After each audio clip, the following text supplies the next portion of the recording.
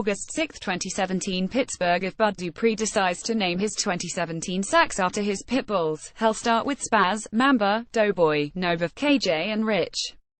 That's the current adult lineup at the linebackers' A1 kennels in his hometown of Macon, Georgia. But he found new homes for 7 others a few years ago, and he still counts those as unofficial family. If that's the sack total this year, that'd be good, Dupree said with a laugh about the total of 13 dogs. Double-digit sacks seems like a modest goal for Dupree, who is poised to become a breakout star for the Pittsburgh Steelers.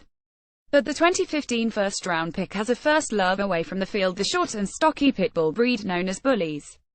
How Dupree defines that love. He's on a $9.2 million contract, yet he still individually cleans the cages each day when he's home in the off-season. When he's out of town, his brother Delvin handles that.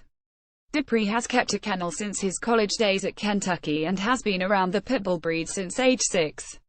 This isn't about a side hustle. Dupree doesn't advertise as a business online and sells puppies only to friends as a way to cover cage and veterinary expenses.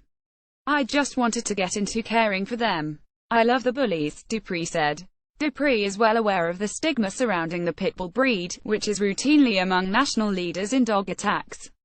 Dupree, who was in high school when Michael Vick faced a 23-month prison term for his role in a pitbull fighting ring, said he hasn't experienced any incidents with his dogs, and he expects that to remain the case.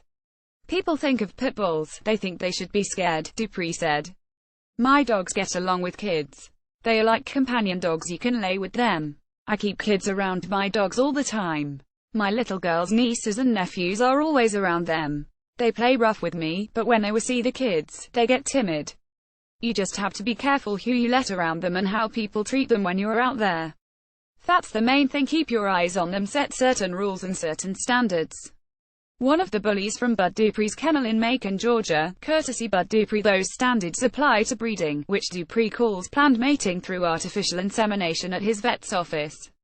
Some of his dogs are too short to naturally mate, Dupree says, so artificial insemination is healthy for the dogs. Dupree gets his dogs ample daily exercise and has large sleeping cages for all but his loudest barker, who serves as an alert dog in a bigger, closed-off area. When I first started out, I had bigger pit bulls. They will try to breed all day, so you have to keep them separated, Dupree said. And you have to wait for the right heat. Dupree is working on a bloodline, which he calls the guap line, or a symbol for money.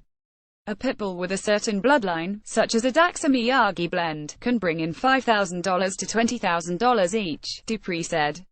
Right now I have a Dachshund grandson, Dupree said. It's not as expensive as a direct Dachshund, but it's still got some of the blood. You can cross it over with a roadblock blood, which is also top-notch. You can cross them two together and start your own.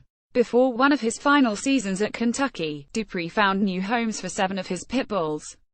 Since then, he's sold dogs to a few owners he will sell only to responsible, loving homes. He's usually the one who doesn't want to let the dogs go. It's just for the love, really, Dupree said.